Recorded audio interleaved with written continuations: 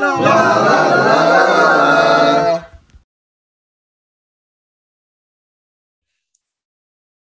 Welcome once again to the Letterman Podcast. My name is Mike Chisholm. I am very excited to be here and talk about things all David Letterman and Company.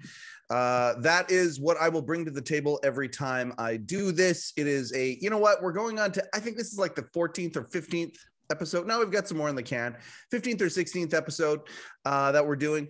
And I just got to say, I'm getting more excited about this. And I make this commitment to you, the viewer, in the eye holes, the listening in the ear holes. I make this commitment to you. There is our guest right there. She's in Greece, everybody. Our second repeat guest, Irene Hoffman, is here. Currently, the most viewed, most listened to episode we have put out at the Letterman Podcast. But my commitment to you is that every time I come here, I will be grateful. Every time I come here and do this, I will be excited. I'm having a ball doing this, and I'm having a ball watching the community and listening to the community grow. Thank you for everybody who has reached out and given comments of support, and those who have also given constructive criticism. And we haven't had any haters yet. The haters are coming, I'm sure. Team Leno. Team Leno's going to hear about this show, and they're going to be like, "Oh yeah, I know, right?" Yeah, Team Leno's going to be out there, and they're going to come back, and they're going to not like this show, but that's okay, because we're all about peace and love and looking at the history of the body of work of David Letterman and Company. Before we get to the meat of the show, even though we have a sunset in Greece happening right now, I have to do a little bit of business. And that business is this. This podcast is brought to you in part by our friends at the Hello Deli. Go to hello-deli.com and you will see what all the fuss is about. Nestled right in the womb of the Ed Sullivan Theater, the Hello Deli sits and has sat for so long. And Rupert and May, and you can go see them. If you live in New York, go and have a sandwich. Come on. And if you don't live in New York, but you broke your Letterman mug some years ago, look at this mug with all these pencils, or your hat, you know, your hat isn't where it needs to be. T-shirts, all of that stuff. Late Show with David Letterman merchandise is at the Hello Deli. Also Rupert t-shirts. And hey, you know what? Rupert, he packages these things himself. You know, why don't you order a shirt and ask him to sign the receipt? Then you get like double the value. You get a receipt autographed by Rupert Jee, and you get a shirt from the Late Show with David Letterman. Anyway, they are our sponsor partners. We are so excited about that. But enough of this tomfoolery, enough of this ballyhoo. It's time to get to this Greek sunset. Irene Hoffman, you are back. We are going to do a debrief. We are going to do a post-mortem of Tina Fey. You talked about it last time. Hey, how does it feel to be our most viewed at the moment podcast? I'm startled. But it's so sweet because most of the people who viewed are my former students, and what a payback. The pay at the time wasn't good. Great payback now. And I need to say something just before we start. I'm not senile yet, but I didn't keep a journal. And the more recent tickets that I had for this show were separated from my early tickets, the ones we were allowed to keep. Right. And they were boxed in before the fire. And I have not deboxed those tickets. So when I might get a little hazy, and when I put the VIP band back where it was in my stack. On your original podcast. You're talking about when you were on the original podcast, you showed a VIP band. Yeah. Yes, it was in front of my David Crosby ticket, which I also had a VIP pass for. And now I'm racking my brain as to whether we had to wear the VIP bracelets. So I don't ever want to say anything incorrectly. It's just that I should have kept a journal. I should have had things more orderly. So I'm going to tell it like it is, pretty darn right. But a little this or that, I don't know. Well, you know what? I'm going to tell you this here. It's funny how this podcast is essentially, for the most part, based on folks' memories, and it's crazy how fallible folks' memories can be. Yep. But that's what I love about what it is that we're doing here. Don't get me wrong. I get the Dons to fact check a lot of this stuff, and I appreciate him and for everything that he does. That guy is a walking encyclopedia. He's a walking Wikipedia. Yep. He's a walking Lettermanpedia. Yep. Letterpedia. I don't know what you want to call it, but that's what he is. Yep. And that being said, it's charming listening to some of these people go back and come from their point of view and how their memory, the snapshots that their brain took. And it's a special kind of tapestry myself. So I love that. But you know what? It's great. You did a great segue without even knowing it, or maybe you did know it, you devious bastard. Irene Hoffman is a gigantic enthusiast of David Letterman. She was on already. She talked about the 40-something times that she has been to the show. And then she also mentioned a very special episode that she got to go see, which is why we're going to do this postmortem of Tina Fey today. Irene was in the audience. Irene had an interaction with Dave. We're going to talk about that. Tina Fey is Greek. Irene Hoffman, before we get going to do the postmortem of Tina Fey, tell us all where you are right now. I know Rupert was very insistent to me that we get to show a little bit of your hideaway here on the Letterman podcast. He and I were talking yesterday about we can't wait till we're enjoying an evening beverage over what it is that you're looking at right now. Where are you right now, and what is behind you? Behind me is a mountain that has a little mountain over to this side, but it's separated from us, Galimnos, Greece. We are part of the Dodecanese, which in Greek, Dodeka means 12. These 12 islands that are very south of where Tina Fey's mama's from, because she's from mainland and we're way down close to Crete. And this is a small island, and yet among the 12 islands, I would say next to Rhodes, which is the capital of the chain of 12 islands, we are really thriving.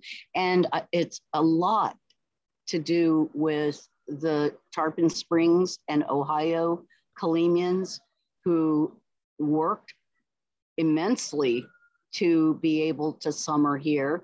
And then the group of Australian immigrants who went to Australia and made their fortunes, they do everything in their power to be able to be here from June to all the way up to September. Right now, there is a cloud behind the mountain. My grandmother would be so sad because from June to August, there's no clouds, as she used to always tell us.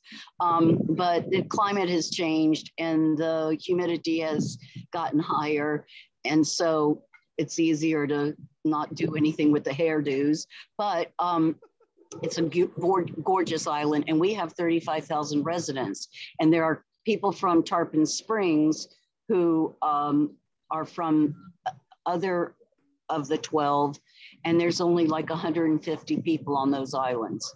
So to have 35,000 people here, and it's mainly I don't know if it's volcanic, it's a rock, and the mountains that you cannot see. And I told you, some people put their chairs, instead of watching the sunset, to this massive, huge mountain that gets illuminated by the sunset. And, you know, rock climbers, it is, they told us on the airplane that it was #2 in the world and #1 in Europe for rock climbers. And I told you they hang like spiders and it terrifies me, but they know what they're doing. Okay. Know what they're doing. We're going to unpack this a little bit just for our listeners, because we've got a listening audience as well as a viewing audience. So the factoids that Irene was giving you about Greece are to do with the fact that if you look at Irene right now, behind her, you see this beautiful bay with a mountain in the middle, and the sun is going down. And if she were to move the camera left or right, she's not gonna, but if she were to move the camera left or right, you see all of these white houses. It is literally, when you think of Greece and the Greek Isles, and you think about the white buildings on the rock with the blue sky and the blue water around, that is exactly where she is right now, nestled in a crown jewel of paradise. Don't call it a bay, though. You can't call it, because it's mass over this side. There, as far as the eye can see, is the water, is the sea.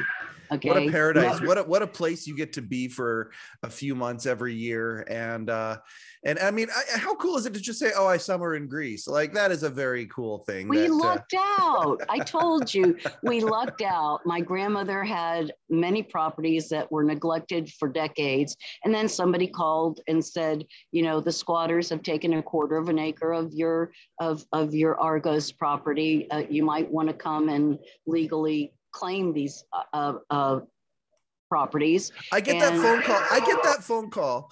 And I'm like, pardon me? Really? What?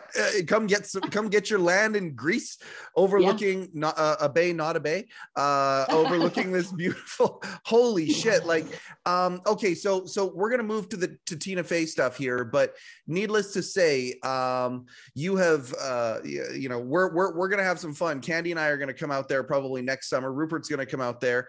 We're all saying, hey, let's get Dave and his people out there. What a beautiful place.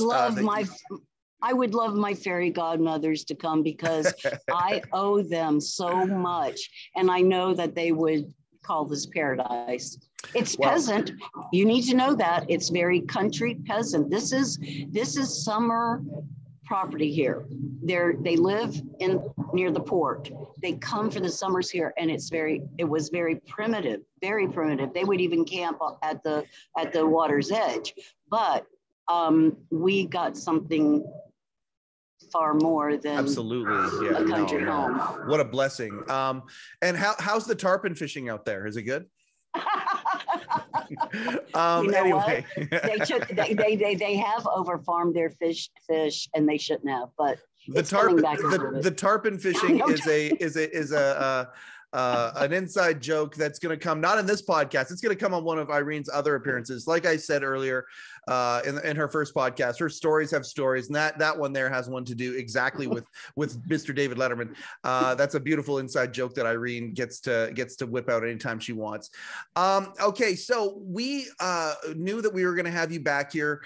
You know, like I said, Rupert really wanted you to have a podcast with that in the background. You know, we showed the picture of you and him in front of that beautiful landscape and seascape on your podcast. Now we've got you here, and when you and I were deciding, okay, how can you and I do a focused podcast, because that's really what members of the community are going to do here. We've had Rob Cates on twice, you're on twice. As the community grows, members of the community are going to be part of the Letterman podcast. That is an element of our show that we're going to do in tribute to the fact that Dave made everybody a part of the show, outside of the studio as well as inside of the studio. And that's what we want to do here as well. We want to celebrate that by having members of the community on the show here, and we're going to do things like the post-mortem. We chose Tina Fey because Greece was a part of that. She's got a beautiful Greek name. She's got a beautiful Greek heritage, and she talks about that. She talks about in the episode that she was on back in season 1 of My Next Guest Needs No Introduction. She talks about her Greek grandmother and some of the eccentricities of that culture and how that shaped her life. But it's not just the Greek connection. It's serendipitous. It's kismet. It's whatever you want to call it. It's like we manifested this moment. You were actually in the audience, and you actually had an interaction with Dave at that episode of My Next Guest Needs No Introduction. I did. Yeah, that's fantastic. You want to hear it? Well, okay, so you kind of set the stage. We did a good job in the first episode of setting the stage for this. You were dressed in cocktail attire, but you had the big puffy coat over top because it was like 20-something degrees outside. What was the name of the do you remember the name of the theater you were at? It's a shame on me, and it's probably on the ticket, but it's a college. Yeah, it's a college, and evidently they use the auditorium because Tina Fey talks about her daughters doing their recitals there. But it is a college, and I don't know, I took a taxi there. It was about 3-minute drive from where I was staying at the Hudson. So I can't tell you, I forgot. Okay. But it is. But it's a college auditorium in the heart of New York City. Mm-hmm. Okay. It is. And you mentioned it already. Tina Fey talked about how she's connected to the theater that they were in.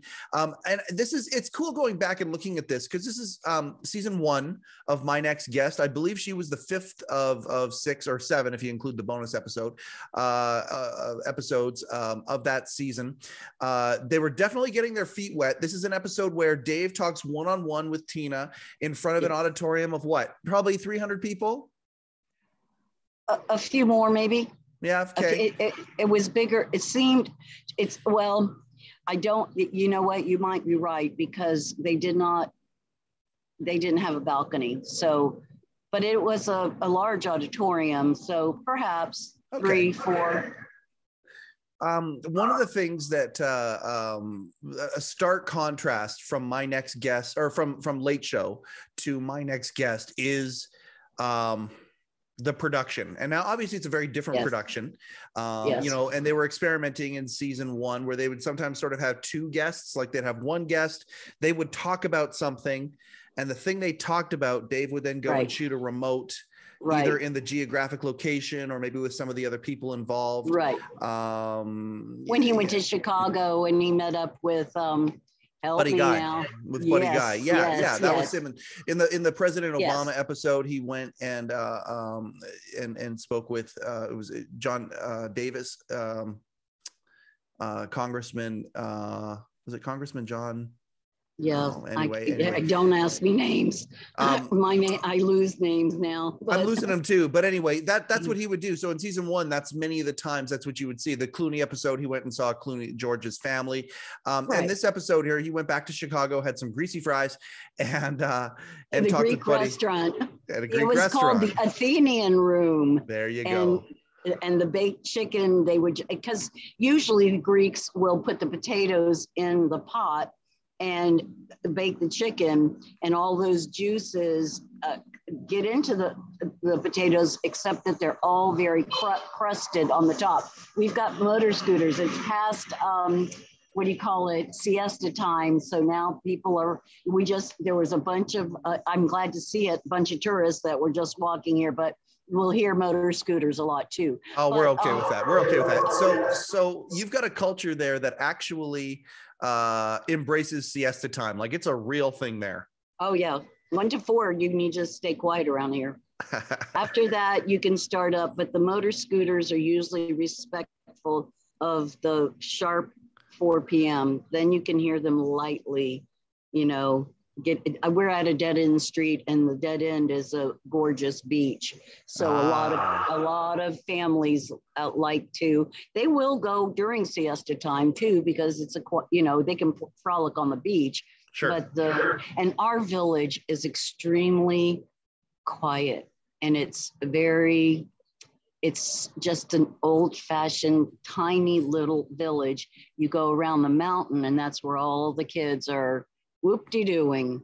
So it's like 2 different worlds. Whoop-de-doing is a Letterman word. I love that. I can't wait till Candy and I come out there with you and Rupert, and it's going to be so much fun, because after the siesta, okay, you got to power up, because you go dancing far into the night at where you're from as well. Right. People don't eat. What they'll do is get a snack when they wake up, and they will get their, feta, cheese, and olives, and a little bit of bread, just, for a snack, and maybe some coffee. They like to drink Turkish coffee, which is pretty close to mud. But anyway, they also open shop again from 6 to 9. So at 9 o'clock, they will go oftentimes to nearby restaurants, and people don't eat dinner until 9 or 10 o'clock. And if there's music, they stay till 1:30 in the morning. So. And dancing. And dancing. And which I have my radar out. I did contact one of my girlfriends, and she said, come with me on Monday night, because that's her favorite musicians. She loves them. And I said, yep, I'll join you. And then other friends of mine are coming in the next few days. And once we get our group, because we're part of the dance group in Tarpon Springs, then we start planning where we're going to go dancing. Awesome. Well, you know what? I keep going back to Greece because it's just so beautiful there, and it's beautiful watching the sun setting right below you as we do this. Can you see it? Oh yeah, it's great. It looks beautiful. You're surrounded with a pinkish hue, so our audio listeners can understand what's going on. I told you I'd be backlit. Oh yeah, no, backlit with God's lighting. It's absolutely gorgeous. Okay, so let's get to this episode. I love just hanging out and talking with you about this stuff. This is great. I want to create a culture in our community here where there are, sometimes we just shoot the shit a little bit. Sometimes it's life stuff. Sometimes it's a lot of technical Letterman stuff, depending on the guest and all that, and kind of make it like the 3-ring circus. There's something for everybody out there who would consider themselves an enthusiast of Dave. You are a phenomenal example of just a cheerful, life-loving member of our community. And I appreciate you sharing this part of your life with us here. And again, at Rupert's insistence, that was so fun watching him. You got to have a podcast with Irene in Greece. You got to see this place. He was so taken with it. Oh yeah. Okay, one more question before we get to the Tina Fey episode. When was the first time you brought Rupert out there, and what was his reaction when you showed him what comes along, what one of the perks of being in a relationship with Irene Hoffman is? Well, I think he had a fascination from what he heard from me, and what maybe because he loves to get on the computer and just explore. And when you enter the port, coming on the ferry boat to this island, it's very beautiful because, again, those whitewash houses are just lining up the mountains. But it is very dry. And, I told him, I said, now for a moment, it might look like Beirut, and there's nothing against Beirut except that I think dry, and I said, but you'll have to wait, because you drive, and it's about a 15-minute drive from the port, and you drive around and you see these houses in dry land, and then you turn, and it's the turn. And I told him, I said, wait for it, please, just wait. And then the car turns, and I said, now you know why we come, because I'm very low and very close to the sea. Yeah. There's homes, and friends of ours have homes way up, and their view is spectacular, but I'm only 60 seconds to the water. Right. Now the car is way up high. And so as soon as you turn that curve, you see this bowl, and the bowl is the houses that are in the mountains, but then the bowl is this immense sea. Sure. That is just unbelievable. You gasp. And my brother brought his girlfriend, and he said the same thing I did. He said, now you know why we come. And because it's very high, and then you zigzag down to where we live, and we're right here. Okay, so there's one other thing I didn't get to the last show. Can I tell everybody what your pet name for Rupert is? Yes, it was my nephew who started it. He actually absolutely thought that was his name, and he said, I'm not going to say it, but no, you say it. No, you say it. It's better if you say it. Okay, my nephew, and he's a really sharp kid, but he was, I don't know, he was only 5 or 6 years old, and I would take my mom and my sister and her kids and my daughter, and he just very casually said, "Is your friend Root Beer going to be coming to see us?" And I said, "What did you say?" And he said, your friend, your friend Root Beer. And it stuck. The first time you and I were on the phone and then Rupert came and joined the conversation. Yeah. You said, "Hi, Root Beer." I was like, "What? Are you kidding me?" That's what we call him. You call him Root Beer, and you like, Yeah. it was organic, and it hit me like cold water in the face. I was like, that is the most adorable thing, that you call Rupert Root Beer. Okay. It's my nephew. Okay, your nephew started it. Tina Fey. Now, this was a phenomenal episode of Dave talking to. Have always been drawn to very smart, brilliant, funny women. Tina Fey, when she was on Saturday Night Live, she wasn't my cast growing up, but she was not too far removed from my cast growing up. My cast growing up was like Sandler's group. Yes. And I love Phil Hartman so much. So she's a couple cast members later, but you see her and Jimmy at the Weekend Update. I was immediately drawn to her as an on-air talent. But then, it's funny because along the way, she became the head writer of Saturday Night Live. Yes. And you could see the writing of that show. I want to be very careful when I use the word improve. Definitely shift. Right. And she sat down. That's one of the things that she talked about with Dave. It's about a 40 some odd minute episode. But again, this is a big difference from The Late Show. The Late Show, as you will attest to, and I think you and I maybe even talked about it, they ran that thing tight as a drum. Like they basically filmed it clock to clock, man. Like it appeared like they were shooting a live show. And when they screwed up, it was like minimal. They would keep recording. Dave would just direct traffic. Oh yeah. Okay. Yeah. No, we missed there. Let's just pick it up right from here. And he would start and immediate repair. Yeah. Immediate repair. Yeah. And if you missed it, you missed it. Like it was that fast.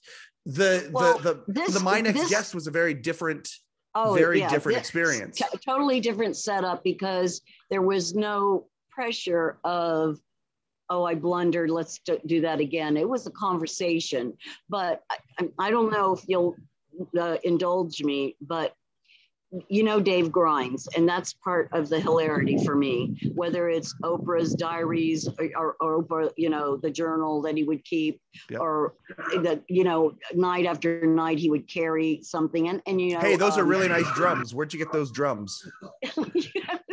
Yeah. And see, I like Family Guy for that same reason, because he'll stretch it. But anyway, there were 6 rows empty seats. And Dave came out, did his thing. We laughed. He got us comfortable. Talked to us about his son's class, meeting. But he kept going back to these 6 rows of seats where I was in row 7.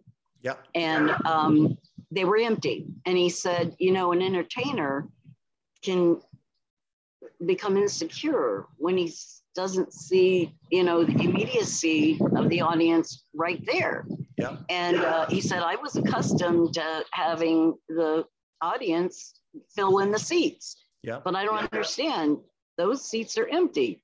Then he'd leave it, go back to some other joke, and then back to those seats. And this is all before Tina came out. All before Tina came out, except that it was also, and I hope I don't get in any trouble for this, it was also a kind of an assessment of Netflix feeling their way, because as you called it, the production, the tight ship of Late Show wasn't quite there yet over on the Netflix side. And he would make jokes about, he says, I don't run the show here. This is, I'm not in charge here. But he continued to grind over those empty seats. So when it came just before Tina Fey came out, he did, and he seemed, because I've seen him sometimes not so much in the mood to do question and answers. And sometimes he's been very much in the mood. Well, that night he was, or that late afternoon. Well, if I could respond to that, the fact that you would see him night after night after night after night. If you went to a Thursday show, you're seeing a double taping for Late Show I'm talking about now. And then here you've got potentially months between times that Dave addressed an audience. I would assume that when he came out to see you, when he came out before the Tina Fey episode, it's been a while since he's had a crowd in front of him. So, and he's talked about how much he loves that. So probably enjoyed playing with that for that reason, I would think. Yeah, and he seemed very cheerful about it. And he did ask, and I can't remember which number I was in the lineup of questions, and I had my hand thrust so high, and of course I was on row 7, so the 6 rows in front of me were empty. Yep. And I just had that hand way up high, and he said, "Yes, ma'am." I said, "I don't have a question. I just want to sit in one of those seats that you're grinding about down there." And he was almost open-armed and said, "Please come on down." And I said, "Okay." And the puffer coat, because I had to pass several people. Over top of cocktail attire, though. Over top of the cocktail attire, but I didn't take the coat. Well, I did. I put the coat on so I could exit the row. Sure. Putting it over my arm would have swatted, too many people. As it was, excuse me, pardon me, and I'm sure the puffer coat hit several. But I got all the way down, and a really handsome, buffed guy with a headset and a Netflix t-shirt, and he was really muscular, very nice. He said, he whispered to me, and Dave's watching the whole transaction. Sure, yeah. You're the centerpiece of what's happening in that theater right now, and he's just enjoying the process of it happening. He's interested in what's transpiring. And so he whispers to me, "We have to leave those seats empty. They're going to be still photographers crouching down between the rows, taking the still photographs of this episode. Really nice." And I said, "Oh, okay." And I looked up at Dave and I said, "You shrugged." I can't be. And he said, "Well, I tried." I did try. And I went back to my seat with, excuse me, pardon me, with the puffer coat on. But I wasn't upset because, one, the Netflix man was wonderfully nice. And 2, Dave was interested. And he made the gesture of, "Well, I certainly tried." And that was really nice. So you saw an amazing episode afterwards. We're going to get to this, but you saw about 90 minutes of which the public only saw about 40 something minutes of. We're going to get to that in a second here. But when you think back to that night, that interaction with Dave, was that the highlight? Oh, I can't say that. I was titillated by every single move, gesture. I looked at Tina Fey a great deal, but I don't, I know he doesn't like it, but every chance I get to study Dave, that's what I want to do. Yeah. I find him so fascinating. And Tina Fey was lovely. And just a side note here, Stamatina, she says, has Greek Italian origin, and she may not know this, but right here on this island, my grandmother was an Italian citizen with an Italian passport in her youth, because Mussolini was the boss here for 8 years. Yep. She wrote and spoke Italian, even though, she was from here, Greek. So that crossover might have happened that way, but Stamatina is a Greek name too. And then I did a little, scouting and found out that her mother is from the main port of Athens, mm-hmm. And it is a city. It's a city in itself, And so they're mainlanders, and mainlanders usually have a little more refinement. We're the hillbillies. Actually, in intellect and gumption, no. But in isolation of this island, we're like from the hills of Tennessee. Okay, so with the name Irene Hoffman, Greek hillbilly, would that suffice? That's an accurate description. And as Rupert was getting to know us, because he knew that we stayed at the plaza, but he also knew that I was getting the snacks from Dollar Tree. He said, I don't know, after maybe the third or fourth meeting, he would just like that same inquisitive way. He said, "Are you hillbillies?" And I said, "Absolutely." I said, "I'm not afraid to venture," and typical of this island and my father's island, because I'm a half and half. I claim this more than a little south of here. My father's family is from the island of Carpathos, and they're known for their business acumen. We're known for loving to eat food and dancing. But no, when people from this island, who I'm sorry to say the government constricts, but when they're given an opportunity to venture out, oh my word, they're either high scholastic achievers, and then they take positions in extremely high-paying jobs that don't require the scholastic intellect. This is a very cool island, and the people are really cool. So, but if you could hear some of the way that they say a word here, yeah. The word for sock, like you put on your foot, is calza. The way they say it here is kracha.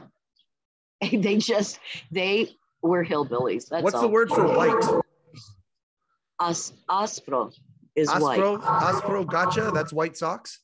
Oh, calza. Calza is the correct way to say sock. Aspro, and actually, it's so hard because there's endings depending on what the word for sock is.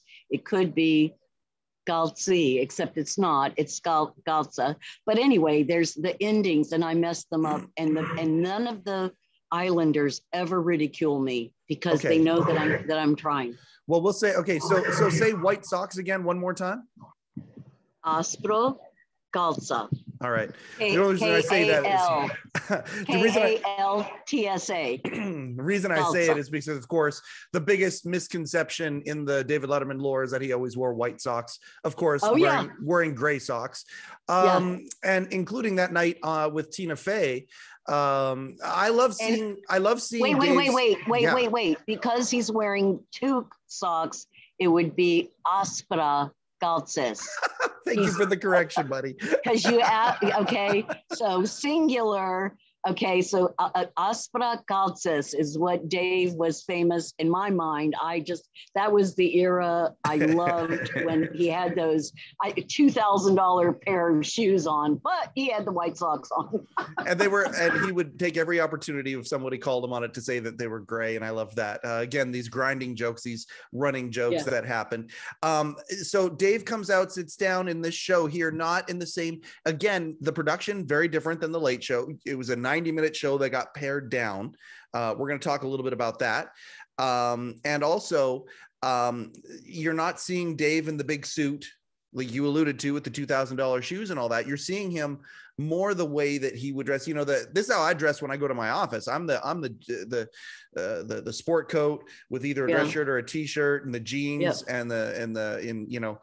for him. I love him. I love him casual. Yeah, casual Dave is.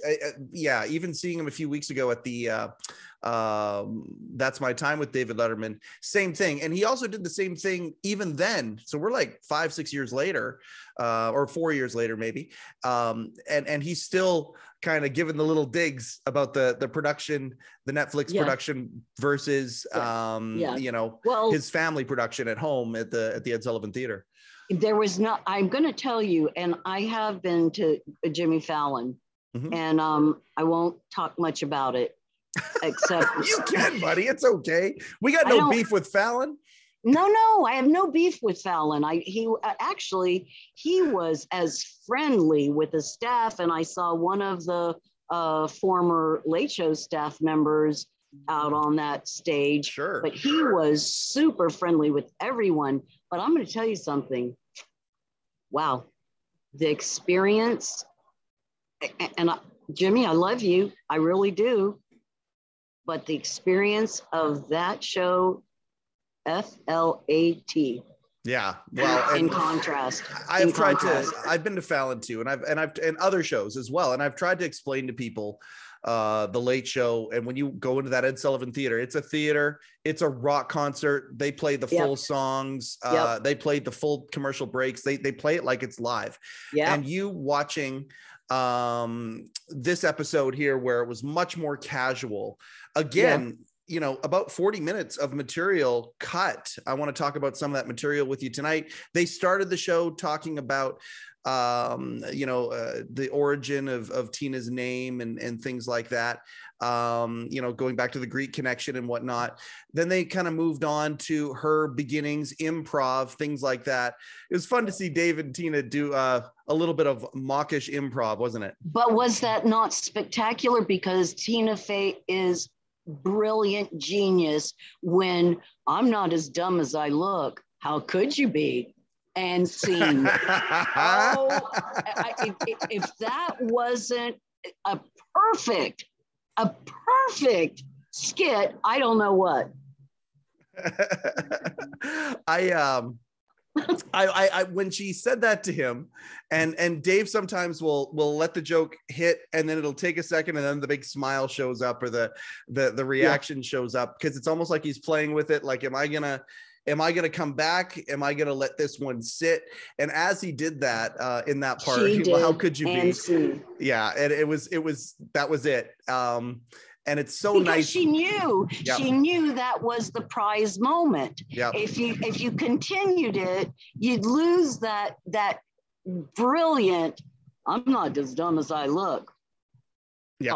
Pause. How could you be? Exactly. If they went any further, the brilliance of an improvisational skit that he didn't even realize. Yeah. He didn't. She knew, he didn't. But he loved it. All indications were that he loved it. Oh, that was a great little moment. I love that. I loved her talking about her time on Saturday Night Live. Anytime behind the scenes stuff is the stuff that I just love. And many of our audience are on the same page when it comes to that, where we're almost more excited about what's going on behind the curtain and behind the scenes than what's actually. You know what is spectacular, and what I told you earlier, but what was spectacular was that I've heard a couple of my students had gone into modeling and reached the top and then walked away, simply because Tina Fey was in a world of hardy indulgence. Mm-hmm. And she was as straight as an arrow. And I laughed for a prolonged time when he said, well, do you vape? She said, vape? How about pot? She goes, I've never smoked pot. She said, I'm just, when Nancy Reagan said, say no to drugs, I said, copy that. Okay. I loved it. Now, to survive in a milieu of craziness, forget the urine in a jar, forget that, just to go into that environment and be as straight-laced as she is, I love it. I do too. I hear them. I hear the kids going on back there. Awesome. And they're, most of them, these are not Greek kids. A lot of them are German and Scandinavian. Well, we won't hold that against them. No, but guess what? Wait a minute. Hold on a second. I'm going to tell you right now. Okay. I thought the mother, it was speaking Greek, but we do have visitors now, and that's really nice for the island.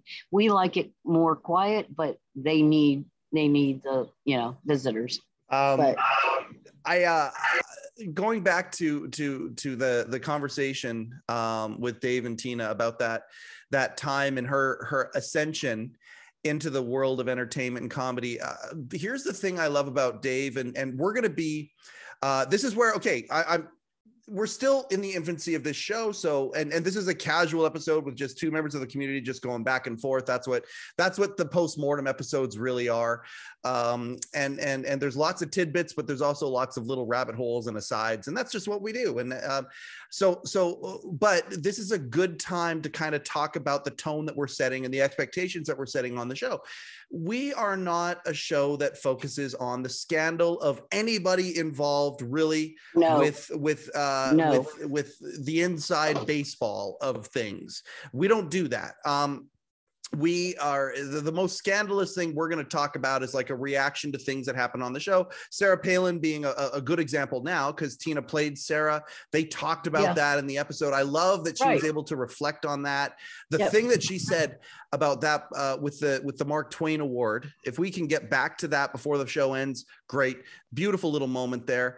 The advice from Lauren Michaels. And maybe I almost started crying. Yeah, me too. I almost started crying in the theater. Me too. She said that. Me too. But to go back to the standards on this show that we want to set is Dave. I love David Letterman for talking about growth, revelations, even, owning mistakes. He's always done that in sorts of ways, from little ways to really big ways. Now, we're not focusing on any of those really big ways in this show. That's not what we're talking about here. But one of the things that he talked about with Tina here was one of the big ways.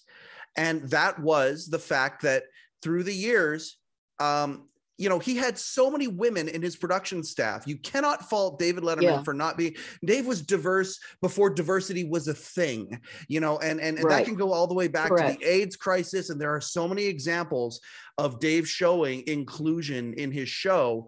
I will be a flag bearer of that. And I can go deep on that subject. I can, what about this person, these people in production, all that. If you look at Scott Ryan, who wrote The Last Days of Letterman, he talks about that in an interview that we did at one point. He's like, this is a company that was ran by women. And so, but the one department that women were missing, in the scales of diversity, was his writing room. And over the years, people asked him about that. And Dave, the fact that he brought it up with Tina, it wasn't her nudging him at all. He brought it up. Now, and he said something like, I didn't even dawn on me that they would want to be a part of my ride on my dog and pony show. Yes. And she said it so beautifully. She goes, yeah, we want to ride. But irony of ironies, a girl from here, I mean, her lineage is from here. She was a college roommate of a girl at FSU who got a job in the accounting offices of Worldwide Pants. Mm-hmm. She started having lunch with the writers, and they picked up on her turn of something and said, you're funny. She became a writer, and her name's Jill Goodwin. I know she wouldn't mind. And she came to meet me one day, and that was really, really nice. In the freezing cold, she came down, and I didn't know she was coming. But just because she started having lunch with the writers, she was from accounting, but they recognized something, and she became a writer. So she was a female writer. Was Jill a part of the last episode of Late Show? I don't know, and I don't know where where her path has gone now. Okay. She came in at the pretty much toward the mid end. I would say she was. Okay. She's younger. I would say she's 10, 15 years younger than I am. The only reason I ask is because on the very last Late Show, one of the things that I love to do is when I talk to somebody or meet somebody who was on the show, I love to, the very last Late Show had, as the credits rolled, they had a nice long credits that honored the entire staff, and they had pictures of everybody. Her name was on it. Yeah, and so her picture would have been there too. So she's in the yearbook as well. Yes. You know, our sacred yearbook. I love that yearbook. Oh my God, I love that yearbook. She's in it. And One her day, name did show up in the credits. One day, when I get things a little bit technologically evolved in the studio here, we're going to be doing a lot of changes to the studio and adding different features and things like that. I want to go through that yearbook a little bit with the viewers and tie some of the beautiful pictures inside pictures that any enthusiast would love to see. I want to go through that a little bit with, in certain topics and episodes. So Mike, Dave talked about, you do know that pretty soon we're going to be growing dark. Oh no, we're good. Yeah. Okay. I mean, this is again a podcast with no real direction. Are we going to go 10 minutes? If we're going to go another 20 minutes, whatever. But it's beautiful. It's beautiful watching the sunset behind you. This was a perfect idea by Rupert. And so no, this is great. The idea though that he talked about, I want to talk about things that got cut out of the show a little bit. From your recollection, when he was talking about the idea of female writers, and again, we came from a different time. My time from my childhood was different. The way that Letterman kind of described that feeling was, if you think about the boys after school who get together in the clubhouse, in the tree house that says no girls allowed. Yeah. And boys, the way that we would act was different than if a girl was sitting in there. It was just different. And I think Dave almost, and I don't want to put words in his mouth ever, but the feeling I got when he said that, it didn't even occur to me that girls would want to be part of this club, was very, very similar, because guys in a writer's room, especially back then, merging in these 3-4 decades from the 70s all the way up to the aughts, obviously the dynamic had dramatically shifted. And sometimes we make judgments with today's lenses versus yesterday's culture. Just the fact that he was willing to bring it up and talk about that. Do you remember if there's anything else cut out from that section, or was that pretty much left unedited? No, I totally 100% absorbed that it just did not occur to him to have the girls included. Yeah. It wasn't anything, and I really truly believed that he just didn't quite think about it. Yeah. But when now don't forget Jude Brennan, Meryl Marco. Absolutely. So many women were involved in the machinery of that really tight ship. Yeah. I'm glad you brought up Meryl, because obviously for the writing. Okay, so there's his first head writer, and yeah, absolutely. I mean, she's amazing. She's a dream guest for this show too, and we're making some overtures and seeing what can happen to see if we can get her on here, because she's you're amazing. talking about a brilliant mind. And again, I just love brilliant minds. Tina Fey, a brilliant mind.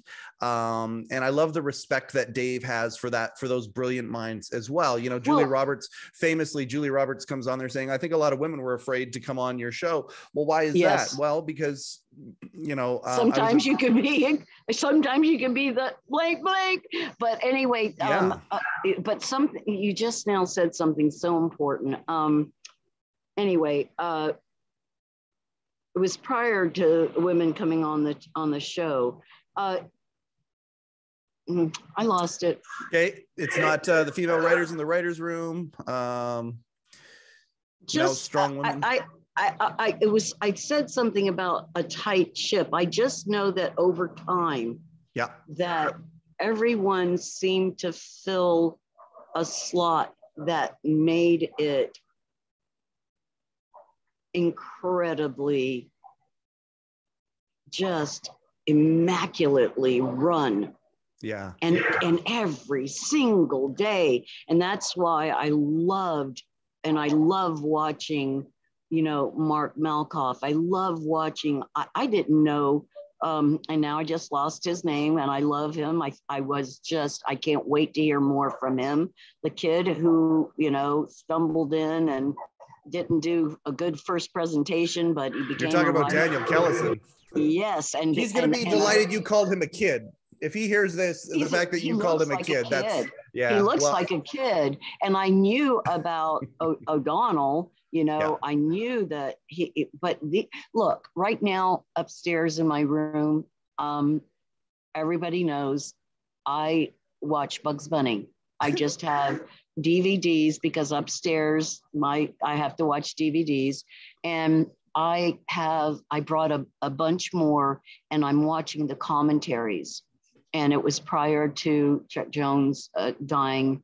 And from Robin Williams to, you name the Steven Spielberg, Ron Howard, they're dissecting how tight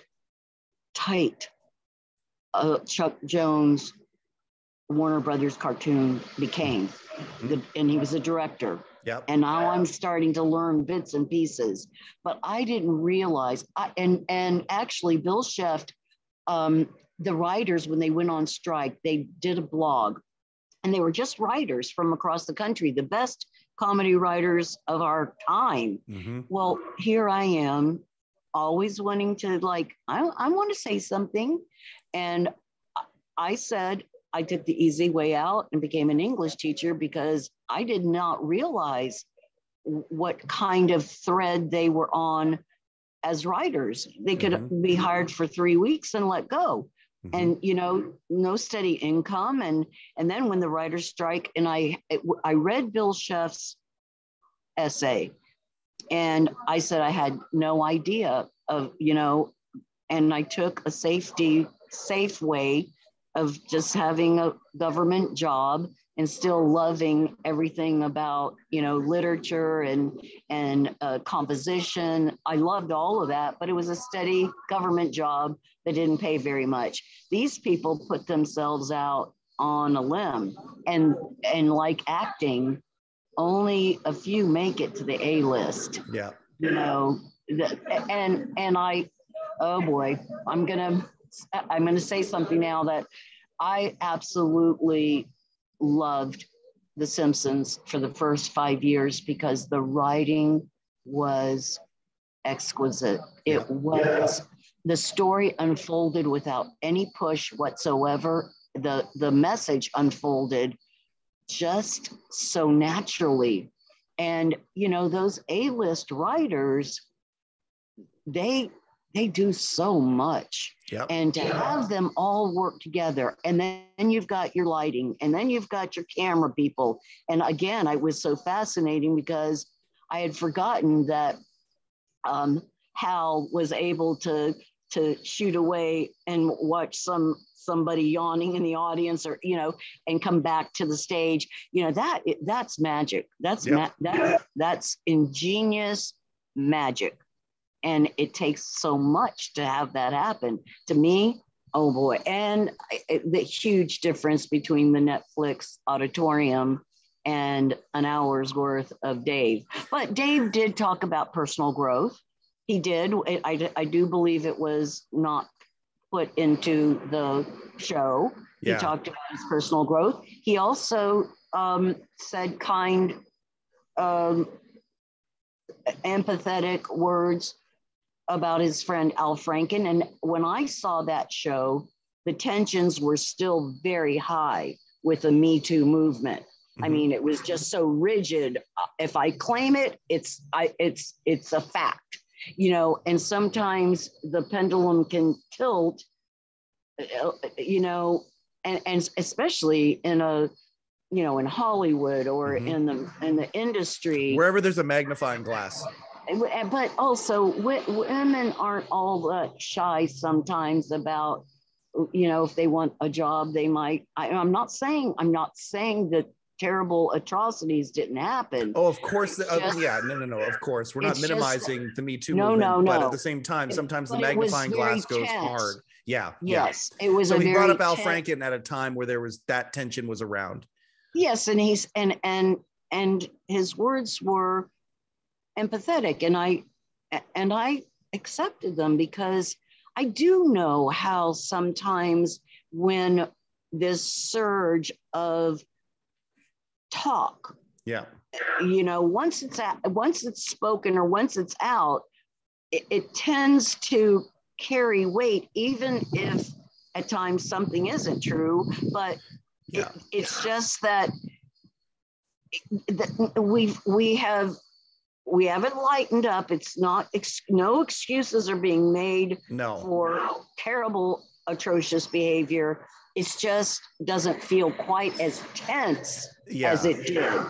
No, so I think we're getting used to a new normal here. And I think that the pendulum has started to swing. I hope anyway that the pendulum has started to swing back. Well, as you know, I do changes. Yes, but changes have to be made as a result. There's no doubt. This was to me a wonderful thing to have someone stamp a foot and say, it's time. It's time that behavior changes. And it was necessary. It was necessary.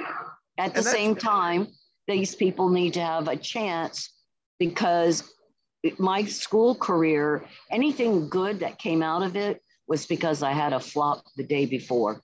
And I had 24 hours before I was going to go back into the trenches with the same personalities to fix it.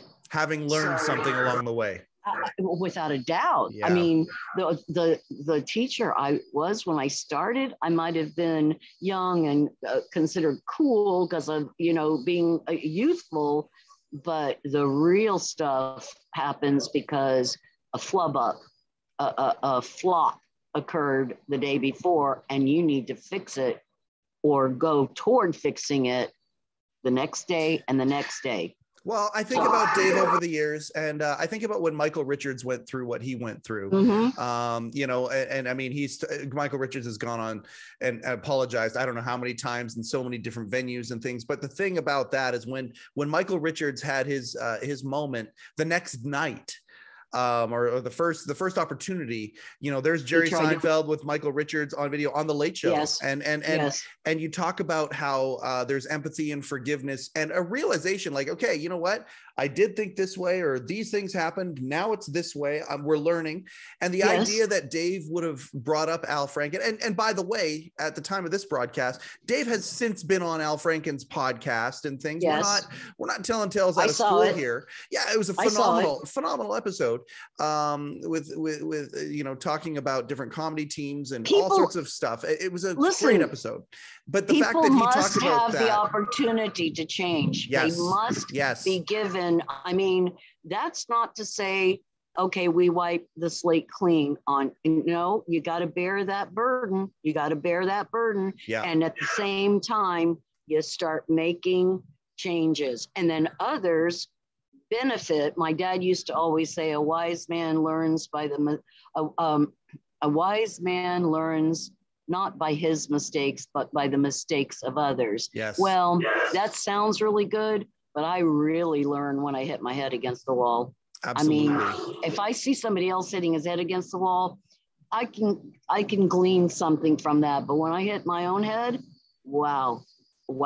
And I'm so glad when Cher said on 20, she was with Diane Sawyer, and I was so just shaken by what she said. And the next day I went to school and I said, Cher says that she hasn't learned or gained anything from aging other than aging. She has the same mind and spirit and that she had when she was 21. And I said, kids, I would give anything to trade my youth with you, to trade my energy with you, my looks with you, but I wouldn't trade what I have gained along the way, because the realizations I've come to, the introspection and I wouldn't do it. I just wouldn't exchange it. And I can't subscribe to, I'm exactly the same way I was at age 21. Well, I wasn't. I'm not.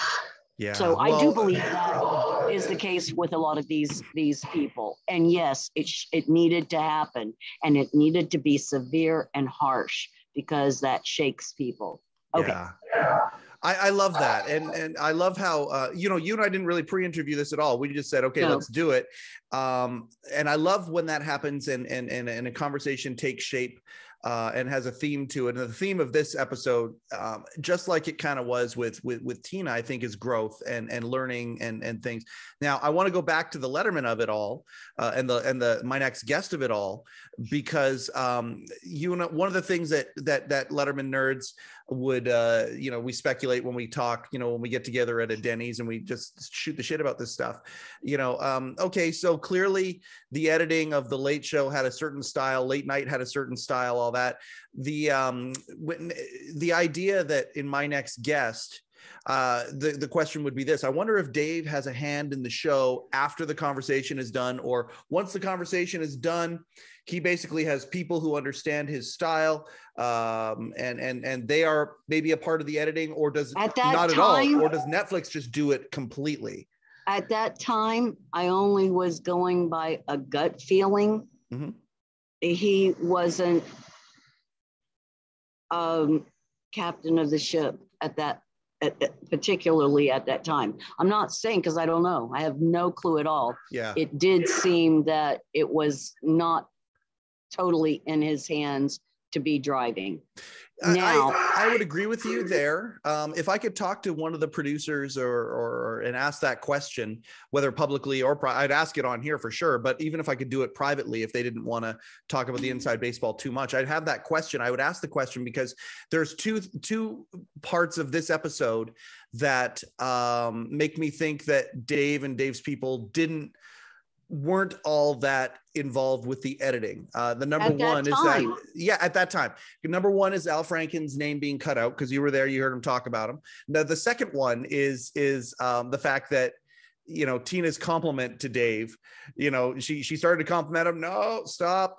And then she finally got the compliment through, talking about how it was a dream that she would even meet him and all of that stuff.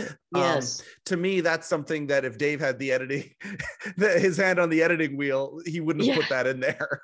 I see, and I don't know. I'm that part. That didn't strike me so much. What struck me is that Dave had a huge admiration for her body of work, and I hadn't realized that she had. I watched all of 30 Rock. Yes. And I thought she was amazing. Absolutely. And I thought the Alec Baldwin dynamic and all of that, all those moving parts there was fabulous. But Dave understood it from an angle that I didn't. And this is what I was about to tell you.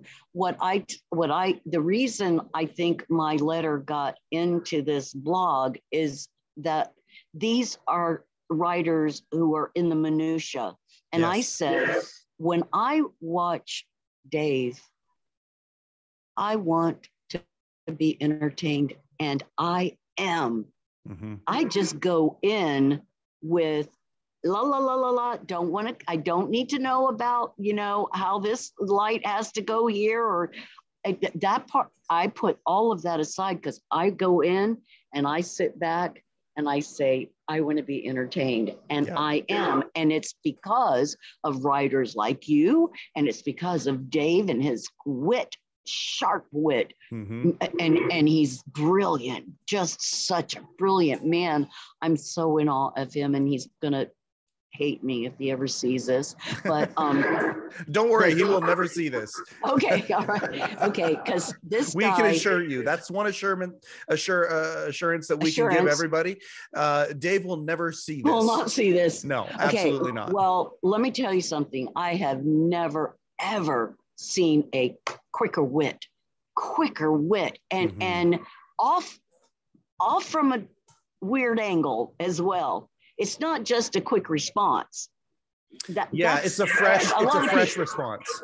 It's off of, it's from a side, it hit you on the side, and you don't Yeah. never were expecting it from that angle. Yeah. And that's brilliance. And I know that he is a prolific reader, and I know that I just, you get bits and pieces of information about the guy, and he's smart. But I think that letter was put on when I said, look, I know you guys are in there doing the little nuts and bolts, but when I go, I just want, I don't need to hear that. I just want to be entertained, and I am. That means you guys are doing your job.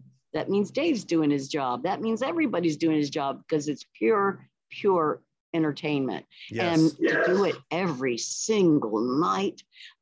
There was early on, because I should never be behind a computer, but early on there was this blog, and this woman came on, and all she did was respond negatively to whatever anybody said. And I kept thinking, all right, think Shakespeare, because I definitely have got to shut this lady down. And I don't want to, start, throwing names at her. That's ridiculous. That's not a good way to win an argument. Mm-hmm. Okay, how would Shakespeare do it? because I learned so many tricks from him. And so I was thinking of Friends, Romans, Countrymen speech. Yeah. And Mark Anthony rouses the entire crowd against these people, and he never says, for they're all honorable men, and he keeps saying how honorable they are. And let me show you his will. He left all his money to you, and he kept one thing after another. But what I did with this woman was just tell her, I have been admiring your show, and I am so utterly impressed with how you can turn out works of quality every single night. You are an amazing talent. And I went on about what her work had to entail, and how admiring I was of her show. She stopped. She stopped. I guess it worked, because I told her, your show that I watch, it's one of the most amazing things I've ever seen. I don't know how you do it. That's a very cool example of intellectual kindness, where you're coming at it from a different angle to change the tone of things, but you're being almost infotastic in how you're doing it. And I think that's one of the things that we love about Dave so much, is that he was infotastic. You went there to be entertained, but you were also one of the reasons why the entertainment you got was so impactful was because it was insightful entertainment.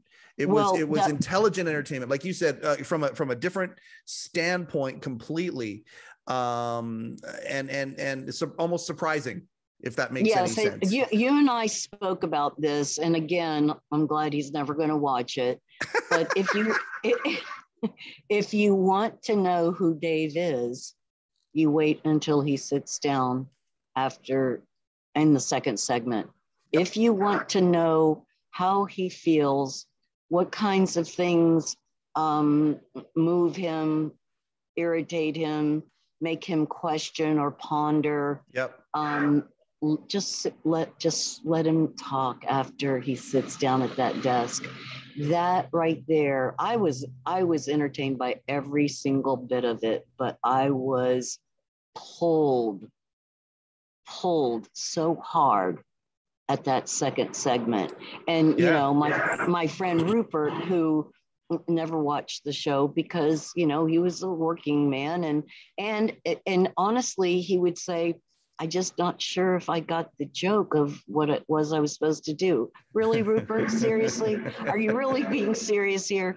But again, don't forget, Rupert had only an earpiece. He had no ability to watch Dave's expression in the camera. After he had no ability. He could hear sometimes if the audience was applauding, but it was really going in blind. And he did say, I had some notes, and then Dave would start, and he would go totally off the notes, and I'd just be sitting there going, uh-oh. And that was, I think, one of the things that Dave did when he used the everyman as his sidekick or his device or whatever you want to call it. That's something that Rupert was consistent with from the very beginning all the way up. Like the idea that he would just look deadpan to camera and allow things going on in the background, whether it was Dave giving a look to the audience, whether it was the audience laughing, whether it was him and Paul doing an exchange. Rupert just sat there patiently looking at the camera, and he would just go back to it when, like, it was something that Dave could depend on. As Rupert's star got brighter within the Letterman mythos, he didn't start laughing along with it and being part of the. He stayed consistent, and I think that's one of the reasons why he was there from the beginning right to the very end and beyond. Still a sponsor of this show because he just stayed consistent. Rupert has always been Rupert. No, I know. And I know we're veering from our, and I told you earlier. Who cares? I said that I couldn't really do anything analytical with Tina Fey because she was just really straightforward. And what she said was very straightforward. There was no, there were no undercurrents or overtones, and she was straightforward. But I would say 3/4 of the way into the span, there was a quarter of life left to the show. Rupert would sometimes get nervous, or sometimes he would, you could tell if you watch the segments, you'd know that you could tell he was breathing like in a little bit of, and Dave would say, Rupert, are you nervous? Are you feeling nervous? No, something like that. Okay. But one night he had an expression on his face, and Dave said, oh, I know, Rupert, you just want to get in a cab and go home, don't you? And Rupert paused a second. He had his hand on the gate of honor, which, and he said, well, kind of. The whole house went down, including Dave. Well, kind of. So meek and mild and honest. Doesn't want to hurt Dave's feelings, but hey, since he brought it up, well, I'm kind of anxious to go on home. Now, I'm going to tell you straight up, I don't know how much time we have left because my screen dimmed a little bit. Now we're getting to the end, but it's been beautiful watching this beautiful sunset, and it still looks gorgeous. Can you hear the boat chugging in the back? I don't know. You can't hear it, but we can see it. It's got the beautiful purple light on it, and it's thank you for sharing this with us. We are moving to the close here, but yeah, what were you going to say? Nothing, just a scooter just quietly went by. He decided not to go vroom vroom, except that it's a hill, so he doesn't really have to vroom vroom down the hill. Yeah. So anyway, as far as the Tina Fey, I was surprised because I did not know how long the Netflix shows ran on TV. I hadn't. Yeah, because none of them had aired yet when you were in that audience. You didn't know what to expect, right? No, I had not tapped into anything because I didn't think it was available because I would have. So I didn't realize that it wasn't going to be kind of like at the show where the whole thing ran. I was pleased with the final outcome of what came on Netflix. Yep. I was pleased with what I was a part of in the audience. I had the time of my life, not only at Tina Fey, but every single time I entered that theater, it was the highlight of my life each and every time. Yeah, well, we've lived blessed lives in so many ways that we've gotten a chance to connect the way that we have with the thing that we love so much, and I just appreciate you being so open to sharing that so easily, and us just having a nice little conversation about this. Every time we talk about this stuff, it just aren't we lucky though? Oh yeah, I'm sorry, aren't we lucky to live in the time of Dave? Are we not fortunate? I would say that anywhere I could. Yep. How lucky I am to be alive in the time of Dave. Yeah, I'm a big Godfather fan, and I was watching. This is some homework for everybody after watching the Tina Fey. Well, okay, well, the first homework, of course, is to like, share, subscribe this podcast. That's the first piece of homework, guys and gals. Like, share, subscribe, please.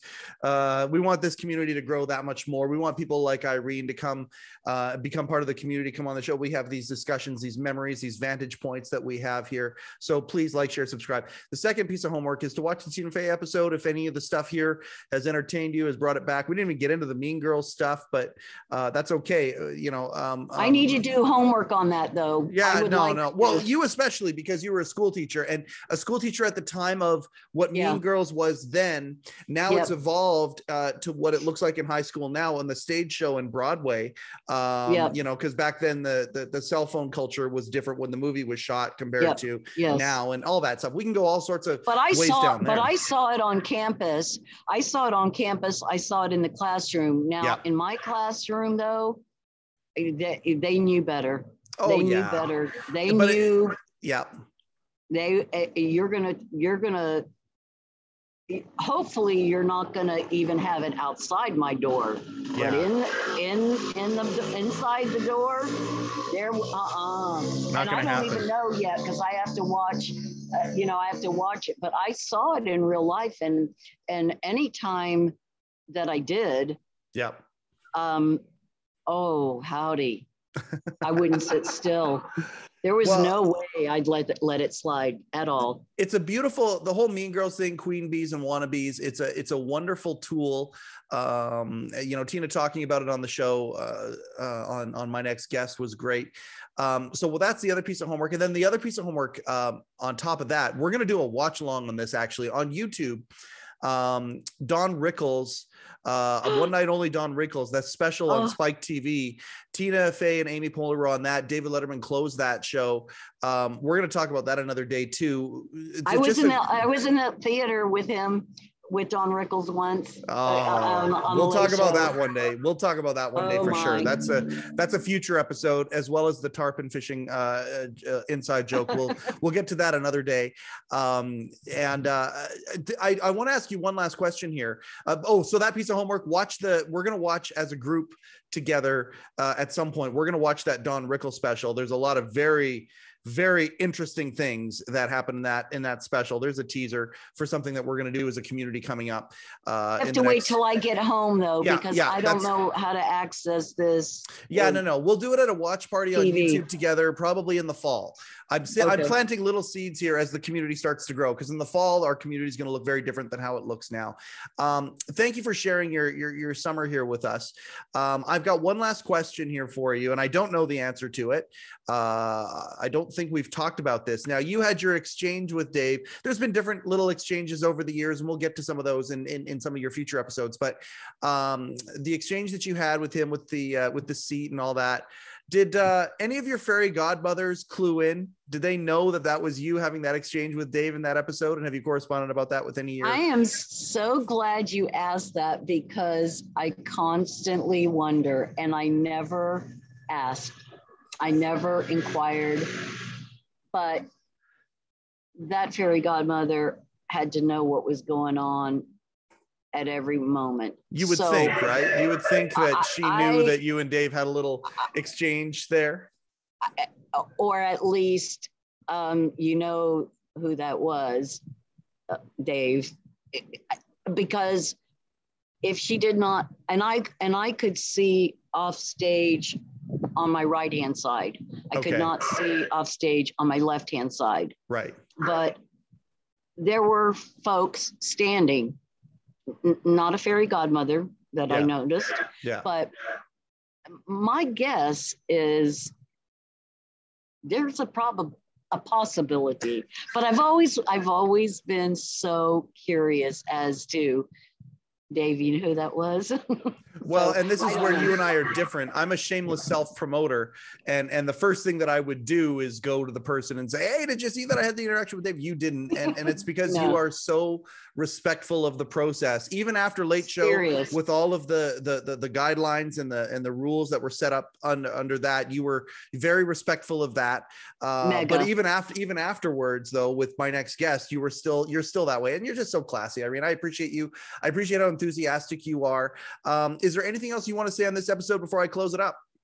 No, but we've just got loose ends to tie up later on. Yeah, well, we will. And it's perfect. Thank you very much for sharing it with us. Say one more thing with us to say goodbye to Greece. And the next time we see you on here will probably be when you're back stateside again. But thank you for sharing that beautiful sunset with us. We couldn't have timed it better as to where things are at right now. You're lit still perfectly. And we get to see the postcard sunset behind you. What a great piece of timing that we've done here. It's beautiful, and it's the breeze, and the temperature has got, it's probably around 70 degrees, but yeah. I do want to say the word for closing out in an evening for good evening is Kalispera. Kalispera. Yep. Kalispera. Kalispera. With an L. Kalispera. All right. Yep. That's Kalispera, Irene. Thank you very, very much for opening up your stories, being so vulnerable and yet still respectful. Your paramount concern, I know you won't say this, but your paramount concern is that you don't say anything that will ruffle any feathers within the Worldwide Pants family. I don't want to. And because you respect it so much, and I appreciate that about you very, very much. I love our friendship. I love that it's how it's growing the way it is. And the idea of next summer, I mean, we're in this summer and there's some great things happening this summer already, but my appetite is so wet to come out there with Candy and Rupert and have that evening scotch that he and I keep talking about what's behind you. Thank you very much for sharing everything. Thanks for being an early adopter member of the Letterman Podcast community. Everybody out there. Okay. So you know your homework, like, share, subscribe, go the extra place, write a nice comment. Hey, go hello-deli.com, hello-deli.com. Go there, buy a mug, buy a shirt, buy a hat, interact with Rupert. We're talking about him so much tonight. Interact with that man. We are so pleased to be doing this. That has been another episode of the Postmortem of Tina Fey on the Letterman Podcast. My name is Mike Chisholm. Thank you and good night. Overcoat and underpants.